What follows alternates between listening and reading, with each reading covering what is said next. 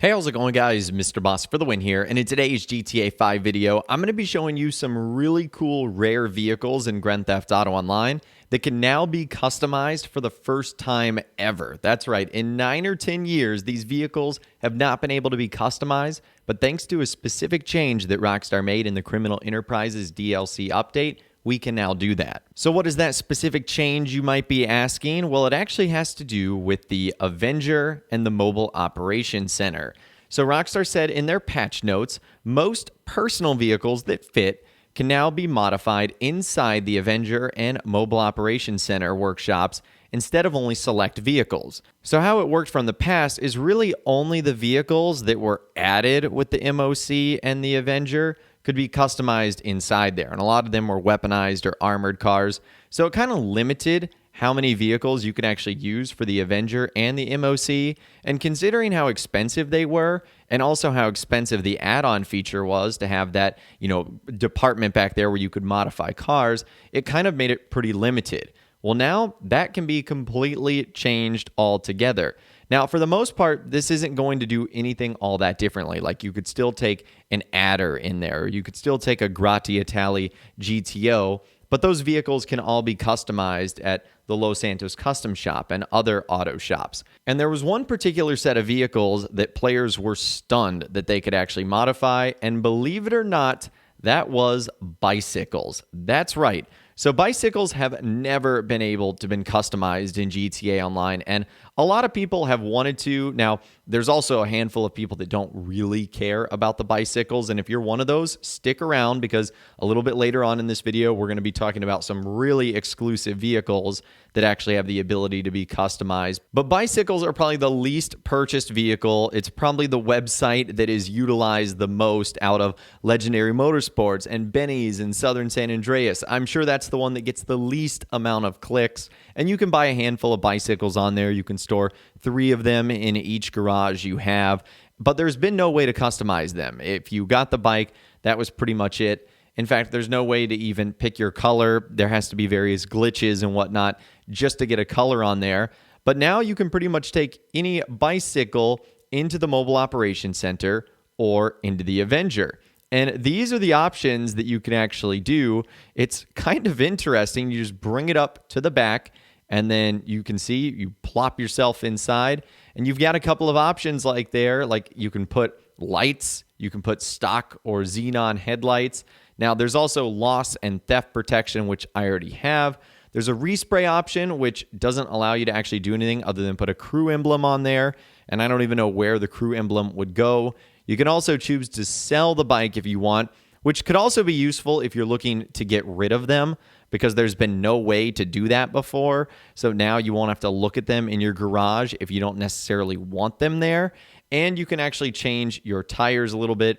You can't choose a different wheel color, but you can apply bulletproof tires, which is such a funny upgrade because bulletproof tires are almost $25,000, which means for some of the bikes, putting on bulletproof tires is going to be 10 to 20 times more expensive than they actually cost. I just think that's kind of funny all the way around. And what is clever is the lights do end up working when you're out in the real world.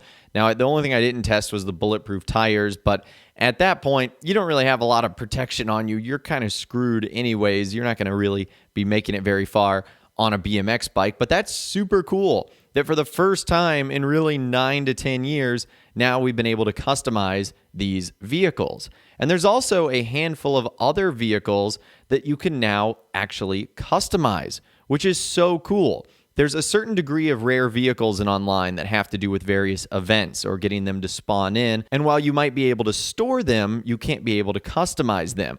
Well, now you can modify vehicles that normally can't be modified.